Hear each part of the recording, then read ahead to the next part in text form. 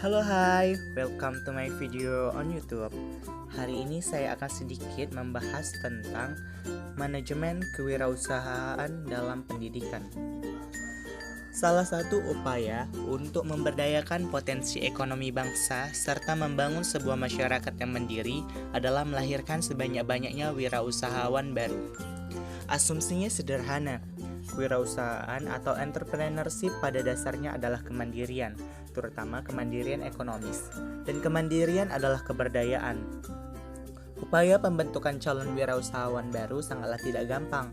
Hal ini dikarenakan kewirausahaan memuat nilai-nilai yang diwujudkan dalam perilaku seseorang sebagai dasar sumber daya, tenaga penggerak, tujuan, siasat, kiat, proses, dan tujuan hasil yang diharapkan. Jiwa kewirausahaan ini ada pada setiap orang yang menyukai perubahan, pembaruan, kemajuan, dan tantangan resiko. Dalam konteks ini, maka seorang pemimpin harus memiliki jiwa entrepreneurship yang dibutuhkan untuk mengelola sumber daya yang dimiliki. Begitupun bagi seorang pemimpin pendidikan. Bahkan, boleh dikatakan syarat mutlak seorang pemimpin adalah harus memiliki jiwa kewirausahaan. Dengan demikian, seorang pemimpin tersebut terbentuk keberanian, keutamaan, dan keperkasaan dalam memenuhi kebutuhan, serta mampu memecahkan permasalahan dengan kekuatan yang ada pada dirinya melalui pemberdayaan sumber daya para bawahan. Kewirausahaan menyangkut semua aspek kehidupan manusia, tidak hanya terbatas pada kehidupan ekonomi, melainkan juga semua aspek-aspek kehidupan lainnya termasuk kepemimpinan.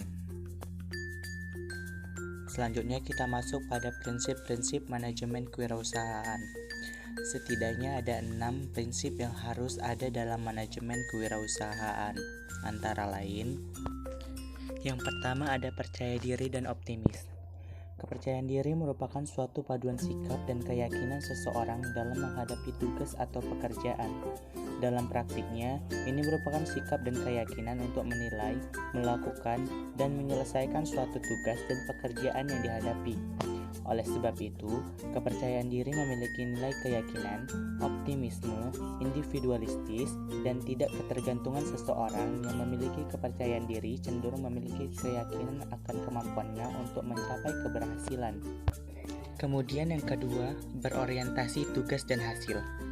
Seseorang yang selalu mengutamakan tugas dan hasil adalah orang yang selalu mengutamakan nilai-nilai motif berprestasi, berorientasi pada laba, ketekunan dan ketabahan, tekad kerja keras, mempunyai dorongan kuat, energik dan berinisiatif. Berinisiatif artinya selalu ingin mencari dan memulai. Untuk memulai diperlukan niat dan tekad yang kuat serta karsa yang besar. Ketiga, keberanian mengambil resiko. Kemauan atau kemampuan untuk mengambil resiko merupakan salah satu nilai utama dalam kewirausahaan. Wirausaha yang tidak mau mengambil resiko akan sukar memulai atau berinisiatif. Orang yang berani menanggung resiko adalah orang yang selalu ingin jadi pemenang dan memenangkan dengan cara yang baik. Keberanian menanggung resiko menjadi nilai kewirausahaan adalah pengambilan resiko yang penuh dengan perhitungan dan realistik. Kepuasan yang besar diperoleh apabila berhasil dalam melaksanakan tugas-tugasnya secara realistik. Keempat, kepemimpinan. Seorang wirausaha yang berhasil selalu memiliki sifat kepemimpinan, kepeloporan, dan keteladanan. Ia selalu ingin tampil berbeda, lebih dulu dan lebih menonjol. Dengan menggunakan kemampuan kreativitas dan keinovasiannya, ia selalu menampilkan barang dan jasa yang dihasilkannya dengan lebih cepat, lebih dulu, dan segera berada di pasar.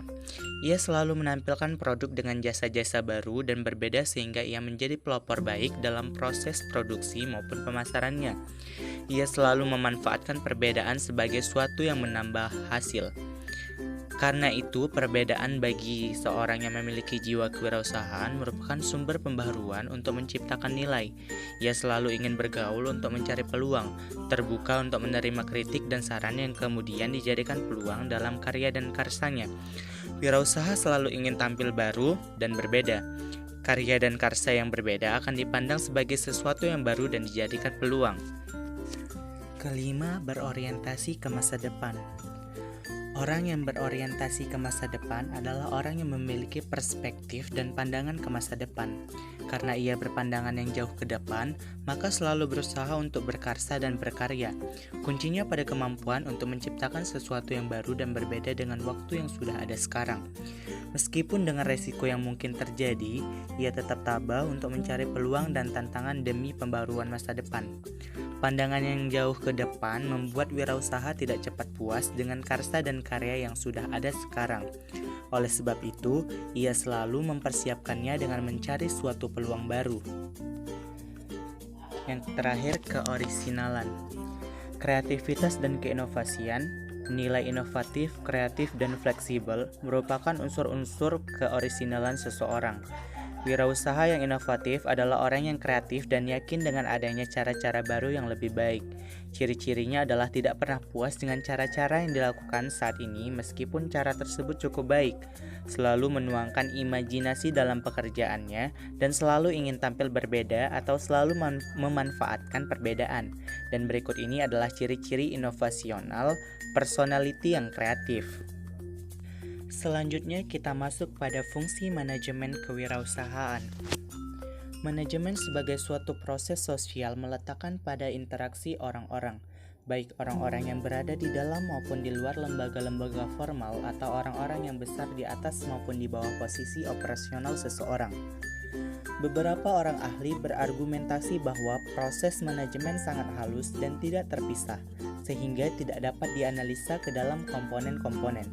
Berbagai upaya telah dilakukan untuk menganalisa proses manajemen ke dalam unsur-unsur komponennya. Henry Fayol adalah orang pertama yang menganalisanya ke dalam 5 fungsi, yaitu merencanakan atau planning, mengorganisasi atau organizing, memerintah atau directing, mengkoordinasi atau coordinating, mengawasi atau controlling. Akan tetapi ada pengembangan fungsi-fungsi tersebut yang mengklasifikasikan menjadi 10 fungsi, yaitu antara lain sebagai berikut. Yang pertama ada perencanaan atau planning. Rencana-rencana dibutuhkan untuk memberikan kepada organisasi tujuan-tujuannya dan menetapkan prosedur terbaik untuk pencapaian tujuan-tujuan itu. Rencana memungkinkan organisasi bisa memperoleh dan mengikat sumber daya yang diperlukan untuk mencapai tujuan-tujuan. Selanjutnya, mewakili para anggota organisasi untuk melaksanakan kegiatan-kegiatan yang konsisten dengan berbagai tujuan dan prosedur terpilih, dan juga memungkinkan kemajuan dapat terus dimonitor dan diukur sehingga tindakan korektif dapat diambil bila tingkat kemajuan tidak memuaskan. Yang kedua, pengorganisasian atau organizing. Pengorganisasian didefinisikan sebagai penataan sekumpulan tugas ke dalam unit-unit yang dapat dikelola dan penetapan hubungan formal di antara orang-orang yang diserahi berbagai tugas. Pengorganisasian mencakup 2 aspek. Pertama, pembagian kerja dan pembagian beban kerja kepada individu-individu atau kelompok-kelompok individu. Misalnya, dengan pembentukan departemen-departemen, cabang-cabang, unit-unit, dan sebagainya. Kedua, penentuan jenis-jenis komunikasi. Kekuasaan dan wewenang di antara individu-individu atau kelompok-kelompok individu yang menangani beban-beban kerja yang telah dibagi-bagi dan menjamin koordinasi dari kegiatan-kegiatan mereka dalam hubungannya dengan sasaran yang telah ditetapkan. Yang ketiga, pengarahan atau actuating. Fungsi pengarahan secara sederhana adalah untuk membuat atau mendapatkan para bawahan melakukan apa yang diinginkan dan apa yang harus mereka lakukan. Fungsi ini melibatkan kualitas, gaya, dan kekuasaan pemimpin serta kegiatan-kegiatan kepemimpinan seperti komunikasi, motivasi, dan disiplin. Pengarahan sering disebut dengan bermacam-macam istilah antara lain leading, directing, motivating, dan actuating. Selanjutnya, pemfasilitasan atau facilitating. Facilitating merupakan pelayanan khusus bagi para karyawan yang bertujuan untuk memberikan kemudahan bagi para karyawan tersebut. Tujuan utamanya bukanlah untuk meningkatkan produksi, tetapi gairah dan semangat untuk bekerja. Jasa fasilitatif terdiri atas pelayanan kendaraan, perumahan, kesehatan, kafetaria, potongan atas pembelian, restoran, dan perpustakaan perusahaan. Saat ini banyak perusahaan yang juga memberikan layanan yang meliputi bantuan dan penyuluhan dalam bidang hukum. Dengan pelayanan berupa itu, diharapkan agar para karyawan tidak diganggu oleh masalah-masalah yang tidak berhubungan langsung dengan produktivitas. Facilitating hanya bertujuan untuk memberikan dorongan semangat bagi para karyawan yang terlibat dalam organisasi. Yang kelima, motivasi atau motivating. Motivasi berasal dari bahasa Latin movere yang berarti dorongan atau daya penggerak.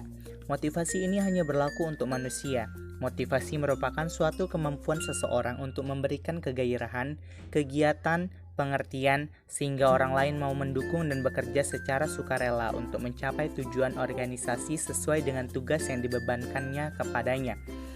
Motivasi dapat juga diartikan sebagai keadaan kejiwaan dan sikap mental manusia yang memberikan energi, mendorong kegiatan atau move, dan mengarah atau menyalurkan perilaku ke arah mencapai kebutuhan yang memberi kepuasan atau mengurangi ketidakseimbangan. Motivasi merupakan masalah yang kompleks dan vital dalam suatu organisasi. Keenam, ada pemberdayaan atau empowering. Pada masa yang lalu, untuk meningkatkan kemampuan sumber daya manusia, organisasi dilakukan melalui pendidikan dan pengembangan. Cara tersebut secara bertahap mulai ditinggalkan karena dinilai terlalu bersifat top-down sehingga kurang mampu mengembangkan kreativitas dan sumber daya manusia karyawan. Sekarang ini lebih dikenal sebagai pemberdayaan atau empowering sumber daya manusia karena dinilai sebagai pendekatan yang bersifat bottom-up.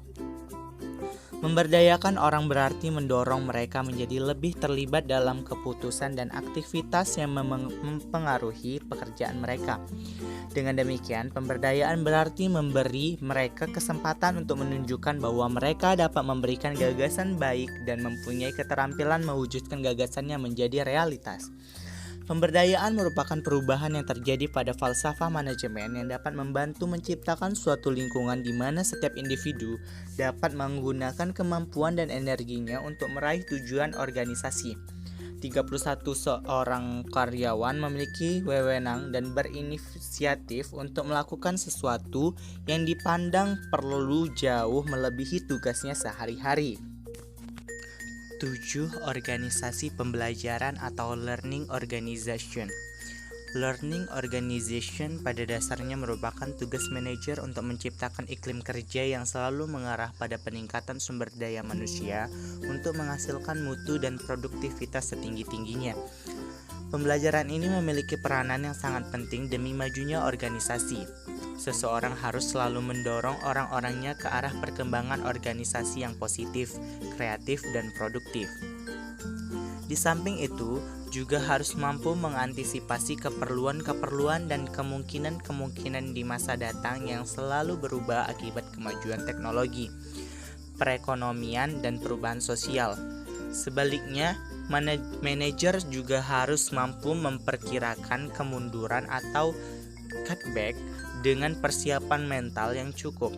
Learning organization atau organisasi pembelajaran adalah sebuah organisasi yang membangun kapasitas menyesuaikan dan berubah secara terus-menerus.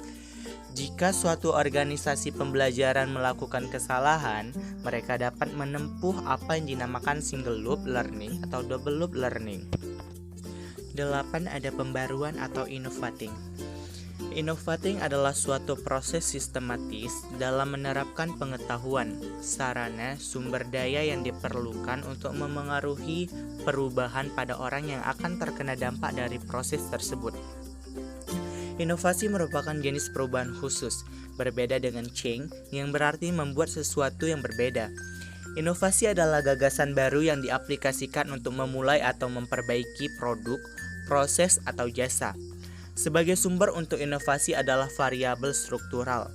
Fungsi manajemen ini ditujukan untuk memberikan solusi bisnis yang diperlukan dengan sukses dengan cara yang terorganisasi dan dengan metode melalui pengelolaan dampak perubahan pada orang yang terlibat di dalamnya. Pengelolaan inovating secara efektif tidak hanya dibutuhkan untuk kelangsungan hidup organisasi, tetapi juga sebagai tantangan pengembangan. 9. Ada pengawasan atau controlling. Pengawasan sebagai unsur manajemen yang keempat adalah proses yang menjamin bahwa semua kegiatan yang dilakukan oleh organisasi dituntun ke arah pencapaian sasaran atau target yang direncanakan. Inti dari proses ini adalah untuk menentukan apakah suatu kegiatan mencapai hasil yang dikehendaki atau tidak.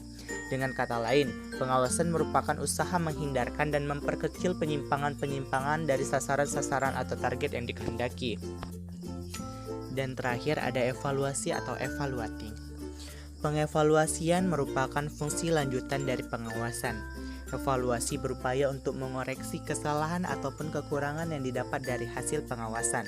Setelah diketahui kekurangan-kekurangannya, maka dipikirkan garis umpan balik atau feedback line.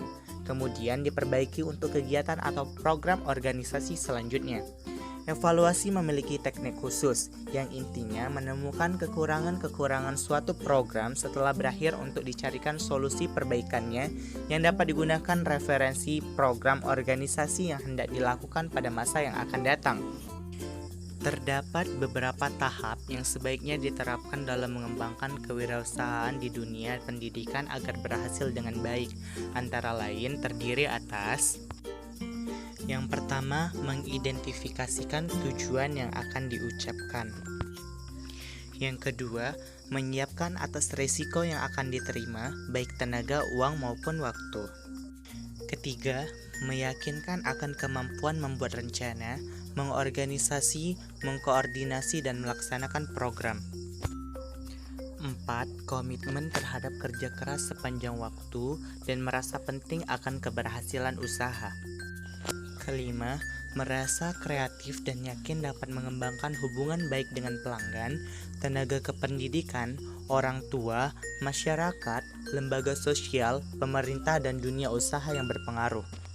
Dan terakhir, menerima keuntungan dan penuh tanggung jawab atas keberhasilan dan kegagalannya.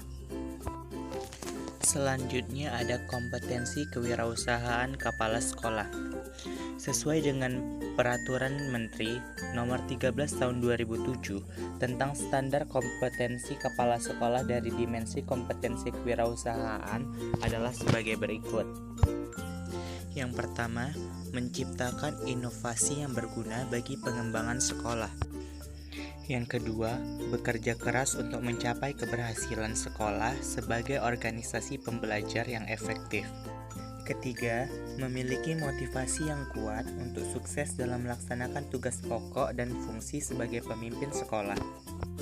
Keempat, pantang menyerah dan selalu mencari solusi terbaik dalam menghadapi kendala yang dihadapi sekolah. Yang kelima, memiliki naluri kewirausahaan dalam mengelola kegiatan produksi atau jasa sekolah sebagai sumber belajar peserta didik. Selain faktor kepemimpinan yang sudah saya jelaskan tadi, juga diperlukan adanya kepemilikan ciri-ciri seorang kepala sekolah yang berjiwa wirausaha. Adapun ciri-cirinya adalah sebagai berikut. Yang pertama ada optimis. Ciri utama yang dimiliki kepala sekolah dengan jiwa wirausaha, sikap optimis. Walaupun sukses belum tentu terlihat, tapi mereka optimis bahwa sukses dapat mereka raih dengan ketekunan dan kerja keras. Optimis ini jugalah yang membuat mereka mampu bertahan dalam menghadapi berbagai kegagalan ataupun hambatan dalam jalan menuju sukses. Yang kedua ada keberanian mengambil resiko. Ciri utama yang paling menonjol adalah keberanian mengambil risiko untuk memulai implementasi program. Tanpa keberanian ini, tak ada usaha yang bisa terbentuk. Namun, tentu saja keberanian ini bukanlah keberanian yang membabi buta, melainkan keberanian yang disertai dengan perhitungan yang matang sebelum sebuah keputusan yang mengandung resiko diambil. Contoh tindakan yang mereka ambil antara lain adalah keberanian meninggalkan program sekolah yang sudah tidak efektif atau pekerjaan lama mereka yang sudah memberikan banyak kenyamanan untuk mengejar kesempatan yang lebih besar untuk maju. Ketiga ada semangat. Jiwa wirausaha adalah kepala sekolah yang memiliki semangat juang yang tinggi. Mereka pantang menyerah pada masalah, pantang mundur pada kesulitan, dan pantang putus asa pada hambatan yang menghadang usaha mereka. Jika mereka tidak bisa menembus badai masalah, mereka akan terus maju dan mencari jalan memutar atau jalan alternatif. Semangat ini juga mendorong mereka untuk tekun sampai tujuan mereka tercapai. Yang keempat, ada integritas. Satu lagi ciri utama kepala sekolah berjiwa wirausaha adalah integritas. Sikap inilah yang membuat mereka dipercaya banyak orang, sehingga program-program yang mereka jalani dapat berjalan. Orang lain percaya bahwa apa yang mereka tawarkan adalah kepentingan target untuk peserta didik atau mereka yang menjadi target layanan wirausaha. Dengan demikian, lebih mudah lagi para pendidik dengan integritas untuk menjalin kerjasama dengan banyak orang dan untuk meyakinkan hati stakeholder sehingga wali murid menjadi lebih loyal terhadap program yang dibuat kepala sekolah. Kelima, budaya unggul. Kepala sekolah yang memiliki jiwa wirausaha dan berpotensi untuk sukses adalah kepala sekolah yang memiliki budaya unggul. Mereka selalu berusaha untuk mempersembahkan yang terbaik untuk orang lain di sekitar mereka. Kepala sekolah belum puas berusaha jika yang terbaik yang bisa mempersembahkan belum terpenuhi. Budaya unggul juga yang membuat selalu berinisiatif mencari hal-hal baru dengan kualitas yang baik, fitur yang lebih bermanfaat, ataupun keuntungan yang lebih menambah nilai. Yang keenam ada forward thinking. Kepala sekolah yang berjiwa wirausaha senang biasa berpikir maju. Kepala sekolah mampu dalam kutip menciptakan masa depan di pikiran mereka terlebih dahulu dengan sangat jelas dan terperinci, sehingga lebih mudah bagi mereka untuk menerapkannya atau menjelaskan kepada tim bagaimana meraihnya. Kemampuan ini mendorong kepala sekolah untuk menelurkan inovasi-inovasi baru lebih maju dari orang-orang lain di sekitar mereka. Yang ketujuh, ada sadar waktu dan sarana. Selanjutnya, kepala sekolah yang berjiwa wirausaha umumnya memiliki kesadaran akan pemanfaatan waktu dan sarana yang tinggi.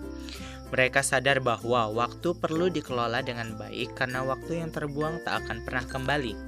Mereka juga sadar bahwa sarana juga perlu dimanfaatkan dengan optimal dengan cara seefisien mungkin. Karena sarana terbatas dan pemanfaatan sarana bisa merupakan faktor penting dalam penghematan biaya operasional. Dengan demikian, mereka sangat efektif dan efisien dalam mempermanfaatkan kedua hal tersebut. Yang kedelapan adalah mimpi. Kepala sekolah yang berjiwa wirausaha memiliki mimpi. Sukses. Mimpi inilah yang memicu mereka untuk mengambil risiko meninggalkan segala kenyamanan yang bisa mereka dapatkan untuk memulai program yang baru. Selanjutnya 9, perencanaan. Untuk mewujudkan mimpinya, kepala sekolah melakukan perencanaan yang diperlukan. Perencanaan ini membuat mereka lebih berani dalam mengambil risiko. Karena dalam perencanaan, berbagai skenario kemungkinan yang telah terjadi telah diperhitungkan. Demikian pula dengan langkah yang harus diambil dalam setiap skenario yang menjadi kenyataan. Perencanaan juga melibatkan faktor pengelola waktu, penggalangan dukungan banyak orang di sekitar mereka, dan pemanfaatan sarana yang optimal. Yang 10 ada strategi utama. Memiliki kualitas kepala sekolah yang berjiwa wirausaha saja belumlah cukup. Untuk sukses diperlukan juga strategi. Jika kita amati dengan seksama, bahwa kepala sekolah yang telah sukses dalam waktu yang panjang pasti menerapkan berbagai strategi utama. Terakhir adalah pembiayaan. Faktor yang selalu menjadi salah satu perhatian bagi kepala sekolah adalah pembiayaan. Mereka memperhitungkan faktor pembiayaan dengan seksama. Jika belum memiliki jumlah yang dibutuhkan, mereka akan mencari strategi untuk mendapatkan jumlah yang diperlukan tersebut dengan memperhitungkan pembiayaan yang bijak. Lantas, apa yang akan saya lakukan jika saya menjadi kepala sekolah dalam menerapkan kewirausahaan di sekolah saya nanti? Yap, pengembangan koperasi sekolah adalah kewirausahaan yang akan saya terapkan ketika saya menjadi kepala sekolah nanti. Koperasi siswa yang anggotanya para seluruh siswa dari suatu sekolah yang fungsinya sebagai wadah untuk belajar dan menumbuhkan tumbuhnya kesadaran berkoperasi di kalangan siswa sebagai anggota dan pengurus. Kepala sekolah mempunyai nilai dan potensi strategis untuk meminimalisir masalah pengangguran karena skill yang tidak memadai dalam kewirausahaan atau entrepreneur.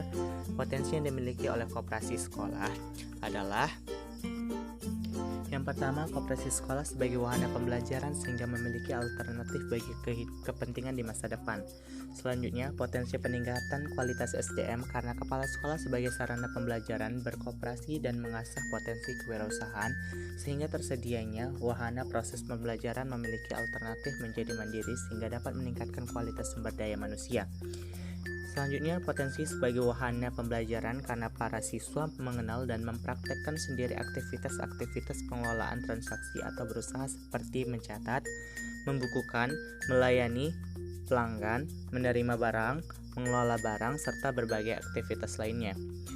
Selanjutnya, karena pengembangan jiwa koperasi tidak dapat dilakukan secara instan, sikap mental koperasi membutuhkan sentuhan nyata atau real thoughts untuk mengasah potensi segala internal yang ada pada diri masing-masing orang agar menjadi terlatih. Pengembangan jiwa koperasi juga sesuai dengan tujuan pendirian koperasi. Pada saat koperasi sekolah benar-benar dirasakan siswa sebagai wadah yang dapat menggembleng diri mereka dalam menghadapi masa depan, maka minat entrepreneur juga dapat muncul pada saat siswa dilatih dalam wadah koperasi sekolah. Kondisi koperasi sekolah pada umumnya kurang menggembirakan, maka peran guru ekonomi sangat diperlukan untuk menjadi penggerak, pembimbing tumbuh kembangnya pembelajaran koperasi. Koperasi sekolah sebagai wahana dalam pembelajaran. Koperasi sekolah adalah koperasi yang berada dalam lingkungan sekolah yang anggotanya adalah siswa dari sekolah tersebut yang dapat melakukan kegiatan ekonomi tanpa badan hukum. Dengan adanya koperasi sekolah, pihak sekolah termasuk siswa itu sendiri akan terbantu dalam memenuhi kebutuhan sarana dan prasarana sekolah seperti ATS atau alat tulis sekolah.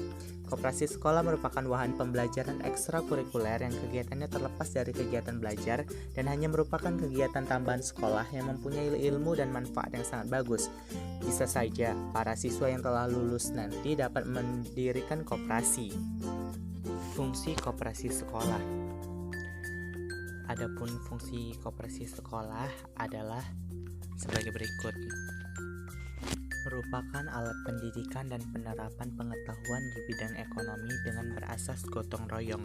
Merupakan alat untuk mengusahakan kebutuhan sekolah bagi para siswa, guru, dan pegawai sekolah. Sebagai tempat kegiatan menabung di sekolah. Tujuan didirikannya koperasi sekolah yaitu sebagai berikut. Memasyarakatkan koperasi melalui pendidikan ekonomi dan koperasi di sekolah. Menanamkan dan mendidik kesadaran hidup bergotong royong dan setia kawan di antara para siswa. Menumbuhkan rasa tanggung jawab, disiplin, dan jiwa demokrasi pada siswa. Menunjang pendidikan sekolah ke arah kegiatan-kegiatan praktis yang dapat memenuhi kebutuhan para siswa.